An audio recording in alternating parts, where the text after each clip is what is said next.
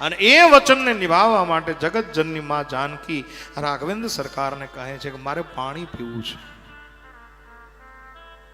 ગામડું ગામ આવ્યું, પાણી શેરડે બહેનો દીકરીઓ પાણી ભરતી હતી. અને જ્યાં સીતાજીના રૂપને જોયું, ભગવાન રામને જોયા, દર્શન કરી, અને ગામની દીકરીઓ ખેલી બની. ભગવાન રામે કીધું અમારે પાણી પીવું છે. ત્યારે કીધું તમે અયોધ્યાથી આવો છો ને? બોલે હા. તમારું નામ રામ, દેવીનું નામ સીતા? બોલે હા. ઈ ગામની નાની નાની દીકરીઓએ જે ગાગર ભરી હતી કુવામાંથી કાઢીને એને ઠલવી નાખી, એને ધોઈ, એને વાસણને માંજી નાખ્યું અને કીધું પ્રભુ હવે અમે તમને પાણી પાઈ. વળી પાછી કુવાની અંદર ગાગર ગઈ અને સુંદર મજાનું શુદ્ધ સાત્વિક જળ બહાર આવ્યું. અને આજ ગામડાની ભોળી બહેનો, ભોળી દીકરીઓ આજ બ્રહ્મને અને માં જાનકીને પાણી પાય છે. પણ કરુણાની વાત ઈ છે કે આજ રામ પાસે અને ભગવાન રાઘવેન્દ્ર સરકાર અને જગતજનની માં જાનકીજીની પાસે પાણી પીવા માટે કોઈ સાધન નથી. હાથના દોના વેળા બાપુ, અને ઉપરથી ગાગરથી પાણી રેડે. અને આજ જાનકીજી, લખનલાલજી મહારાજ અને રામચંદ્ર પરમાત્મા તૃપ્ત થયા છે. થોડોક સમય ગામડાની અંદર રોકાણા. અને ગામડાની અંદર જ્યાં રોકાણા ને, આપણી ગામડાની મર્યાદા હોય બાપ. ગામડાની મર્યાદામાં સીતાજી સ્ત્રીના ઢુંગાની અંદર બેઠા છે, અને પુરુષોના ઢુંગાની અંદર ભગવાન રામ અને લખન બેઠા છે. પણ તમે જો બહેનોને એક એવી બોલી પેલી હોય, ઓળખાણ તરત કરી લે. સીતાજીને ગામડાની ભોળી બહેનો પૂછે છે કે સીતા, સામેના પુરુષોના સમુદાયમાં 2 પુરુષો છે, એમાં તમારા પતિ કોણ? ઈ કયો. શું કીધું? તમારા પતિ કોણ? અને બહેનોનો સ્વભાવ આમે એ ઓળખાણ તરત કરી લે. તમે જોજો, પુરુષો હજી આપણે એકાબીજા ડોળા કાઢ્યા કરીએ, બાકી બહેનો તો બહેનો ભેગી થાય એટલે પરિચય તરત. જો અહીંયા બાઢડાની અંદર હું અહીંયા 8 દીધી છું ને, ભાઈઓને ખબર નહીં હોય હું ક્યાં રહું છું, મારો ક્યાં આશ્રમ છે, મારે કેટલી કથા, બહેનોને બધી ખબર લ્યો. કેમ કે એનો સ્વભાવ છે, એ ઓળખાણ તરત કરી લે. અમારે પહેલા તો કઈ ગાડીઓ હતી નહીં, પહેલા તો હરખાઈ હતી.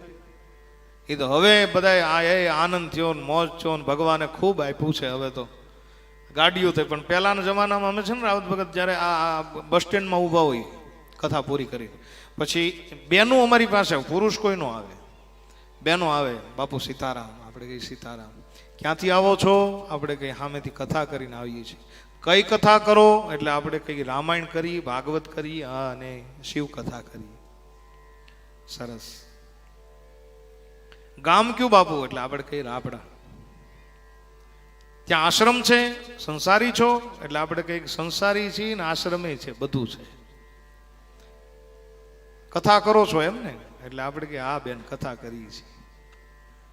એક વાત ખાસ પૂછે, બાપુ એક કથાના પૈસા કેટલા? એક કથા કરો પૈસા કેટલા મળે?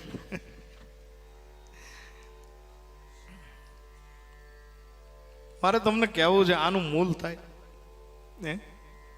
જે ઋષિ મુનિઓએ વેલા અને પાંદડા ખાઈને જે ગ્રંથની રચના કરી હોય, સાહેબ શું આના મૂલ થઈ શકે? આને વેચવાનું ન હોય, આ ભગવાનનો પ્રસાદ છે, આને વહેંચવાનું હોય. પણ તોય બેનો પૂછે. પછી આપણને કે એટલે આમ વરહમાં કેટલી કથા થાય? આપણે કંઈક 17-18 કથાઓ થઈ જાય. ચૈત્ર વૈશાખમાં વધારે થતી હશે ને બાબુ? મેં કે હા, એ અમારી સિઝન ગણાય. ચૈત્ર વૈશાખ જેઠ નવરાજ ન હોય બેન. ત્યાં શું કે ઉનાળો છે, ચૈત્ર મહિનો છે, પિતૃ મહિનો છે, બાપુ હાંક્યા કરો. લે આ હું હાંકે રાખવા નીકળ્યા તમે? આવો એક ભાવ બહેનોનો. આજ બહેનો સીતાજીને પૂછે છે, અને સીતાજી હવે પરિચય આપે છે. સાંભળો, કઈ બહુ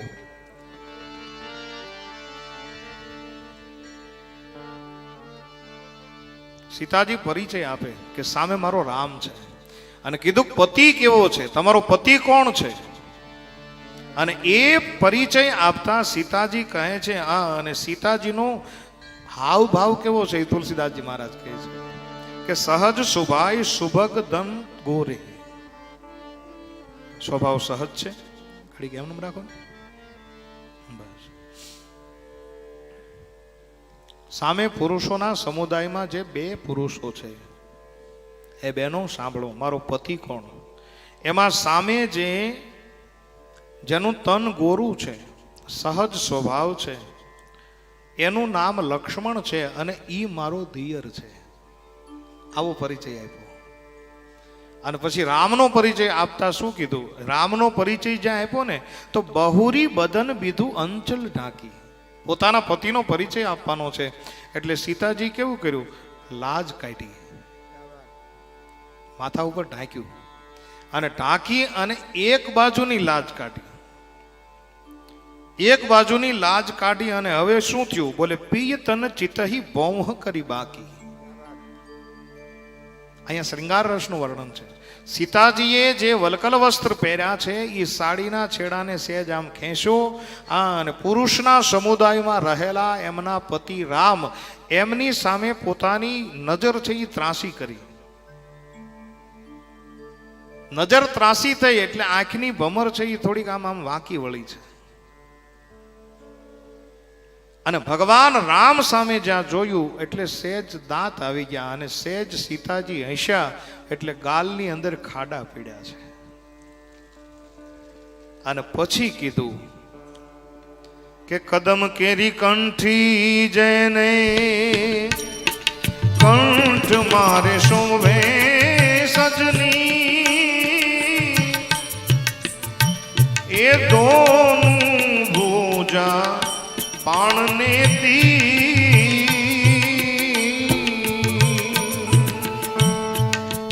કદમ કેરી કંઠી જેને કંઠ મારે શોભે સજની દોનું ભુજા પાણને ગોરે ગોરે રંગ બેની દેવરીઓ છે અમારો. ગોરે ગોરે રંગ બેની દેવરીઓ છે અમારો. અને પછી એ સ્વામી અમારા